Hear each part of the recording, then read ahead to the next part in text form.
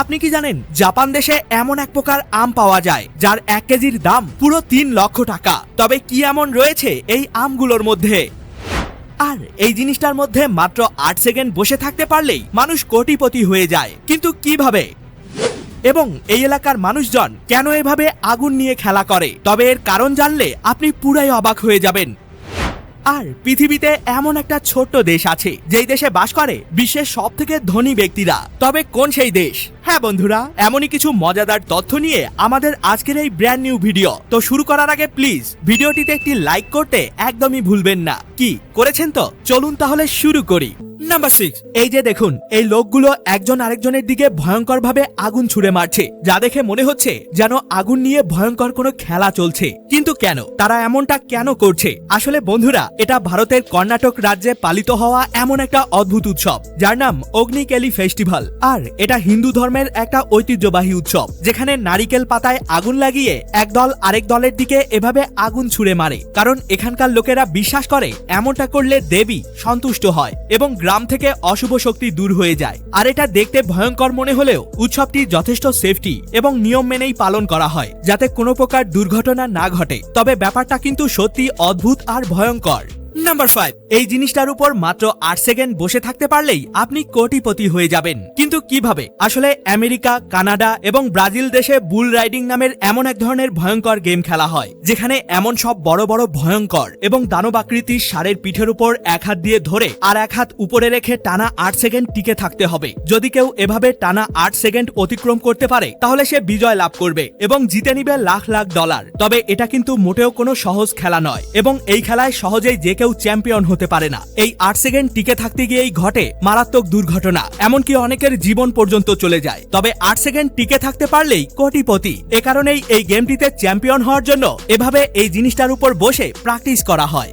Number 4, জানেন কি Samsung company Galaxy বিম নামের এমন একটা স্মার্টফোন তৈরি করেছিল যেটার সাহায্যে দেয়াল কিংবা সাদা পর্দায় আলো ফেলে সিনেমা হলের মতোই মুভি দেখা যেত, কারণ এর ভিতরে লাগানো ছিল একটা প্রজেক্টর লাইট। হ্যাঁ বন্ধুরা, 2012 সালে স্যামসাং কোম্পানি মার্কেটে এনেছিল স্যামসাং গ্যালাক্সি বিম নামের এই দুর্দান্ত স্মার্টফোনটিকে, যেটাতে লাগানো প্রজেক্টর লাইটের সাহায্যে দেয়াল কিংবা সাদা পর্দায় আলো ফেলে 50 ইঞ্চি সাইজের স্ক্রিন তৈরি করা যেত এবং সিনেমা হলের মতোই সিনেমা দেখা যেত।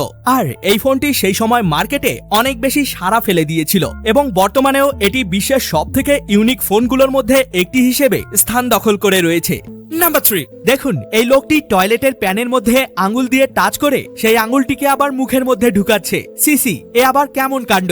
লোকটি মনে হয় পাগল হয়ে গেছে। তবে না বন্ধুরা, লোকটি পাগল হয়নি, বরং এই লোকটির কোম্পানি এমন একটা টয়লেট বানিয়েছে যেটা কখনোই অপরিষ্কার বা নোংরা হয় না, কারণ যখনই এর ফ্লোরের মধ্যে কোনো প্রকার ময়লা চলে আসে তখনই সেটা অটোমেটিক সেন্সরের সাহায্যে পানি দিয়ে ধুয়ে পরিষ্কার হয়ে যায়, এমনকি সাথে সাথে শুকিয়েও যায়। আর প্রত্যেকবার টয়লেট করার পর টয়লেটের প্যানটি স্বয়ংক্রিয় মেশিনের সাহায্যে এভাবে ধুয়ে একদম চকচকে পরিষ্কার আর জীবাণু মুক্ত হয়ে যায়, ফলে কোনো প্রকার জীবাণু এবং ময়লার অস্তিত্বই থাকে না। এ কারণেই লোকটি এত কনফিডেন্সের সাথে তার আঙ্গুল দিয়ে এমনটা করতে পেরেছে।